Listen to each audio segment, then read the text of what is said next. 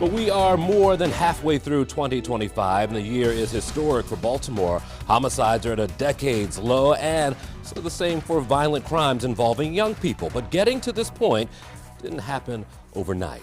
Hello everyone, I'm Jason Newton. Welcome to 11 TV Hill. That drop in gun violence is considerable. As of this past week, fewer than 100 people have been killed here in the city. That number sits at 84 people killed here in Baltimore. That's a noticeable decline from 2024 when the city reported 115 homicides. It's also a near 5-decade low. It is not just homicides trending downward, so are non-deadly shootings. These crimes are down nearly 20% as of the first of the month. We are the safest that Baltimore has been in recorded history over the last 50 years. As I always say, this is progress, but as we round out the summer, we can't and we won't let positive numbers slow down our work and our dedication to driving them down even further. One agency working with the mayor's office and the police department is the Baltimore City State's Attorney's Office. Joining us now is Baltimore City State's Attorney Ivan Bates. Thanks for coming by. Good to see you. Hey, good to see you. Glad to be here. The numbers are impressive. When I spoke to the commissioner, I've spoken to the mayor, and me and you talked as well about partnerships. Yeah. Tell me about how these partnerships are evolving and helping these numbers stay down, do you think?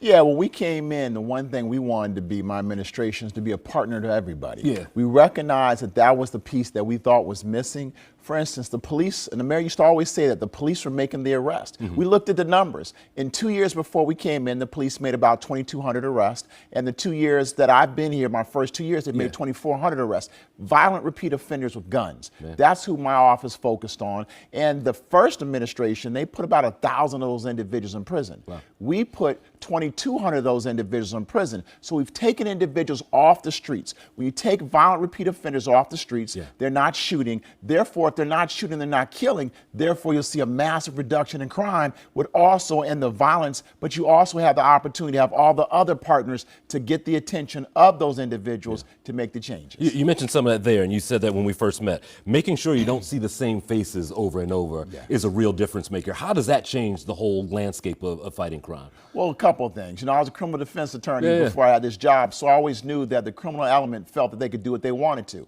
You have to change that perception, that there's accountability. All my former clients were afraid to feds because they held them accountable. Holding them accountable meant that you'll be taken out the community and have to sit down and go to prison for a while. We've done that same thing here. If you're a repeat violent offender and you have an illegal handgun, you will go to jail. We will hold you accountable. Not forever, but long enough to get your attention. Tell me about young people a little bit. We're still seeing some crimes that I think, in some cases, are nuisance crimes. Some are big boy crimes that we're seeing some young folks doing, and we see some changes in DJS as well. How can things sort of change to make sure we don't see the young faces again and we can make sure they get help? Well, the services. And that's the most important aspect. You know, I've had a meeting with the new secretary. I like her a lot. I think she's headed in the right direction, but it's just going to take time. You know, she has an agency, when you look at the number of reports that was broken, a number of different facets, but she's focused on doing the right thing. She's focused on those changes. We have to sit back, give her the opportunity and the time, but she's focused on the services for young people. I believe some of the young people are some of the most phenomenal people that you ever want to meet. Baltimore is the opportunity to be in great hands, but we also have to give them the time to mature and make some of those mistakes. But there's also a level of accountability. I also believe that some of the changes and tweaks that we were able to see from the juvenile justice bill back in 2024, you're seeing some of those changes happen. That's why I think you're also starting to see a decrease in some of the juvenile crime. But there's a small segment of the juveniles that just aren't getting it. And we have to hold those young people accountable so that they do not eventually and appear in the adult system. That is not what we want. We want our young people to thrive and to be successful in life. And that's where services and community all come together. When you hear some of the community come out, a lot of community associations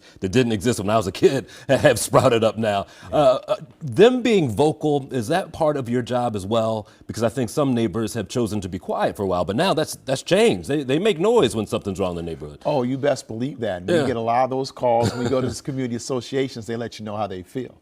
I think that's very good because you want people to be engaged. It's their community. That means they care. That means they are invested in the change that we're seeing in the city. And so for my team and our office, we like to go to the community associations. We want to know what we're doing right, but more importantly, what are we doing wrong so we can fix it? Because at the end of the day, we pay too much in taxes to not be able to have a safe city and to have safe neighborhoods. Okay, I saw you had some numbers there on your iPad. What impresses you, and where do we still need work to be done, do you think, in the city when it comes to fighting crime and seeing the faces that come into your office? Yeah, I mean, look, for us, we just have to continue doing what we want to. Like, for instance, in 21-22, 2,200 guns. The previous administration dismissed about 749. They gave 656 pleas. They incarcerated 781 individuals. The feds adopted about 98 of those cases, and there were 159 homicide convictions. For about 1,038 individuals went to prison. We came in, we focused on those gun offenders, and these are repeat violent offenders. And what happened is we dismissed only 475 cases out of 2,400. Wow. We only gave 245 pleas. That meant these individuals went back home. And we incarcerated 1,723. Not great to send people to jail, but these are the repeat violent offenders that kept on doing those crimes. 135 federally adopted cases, and this is the big change. My office, the first 2 years, convicted 271 individuals of murders. Wow. And that gave us around 2,900 individuals that we sent to prison. Taking those violent individuals off the streets, that's what's played a major role. That's what's, we've moved those individuals to allow, we have the carrot and we have the stick. Sure. The stick first has to do its job so that the carrot can now have this opportunity to do its job. And that's what we're seeing in partnership.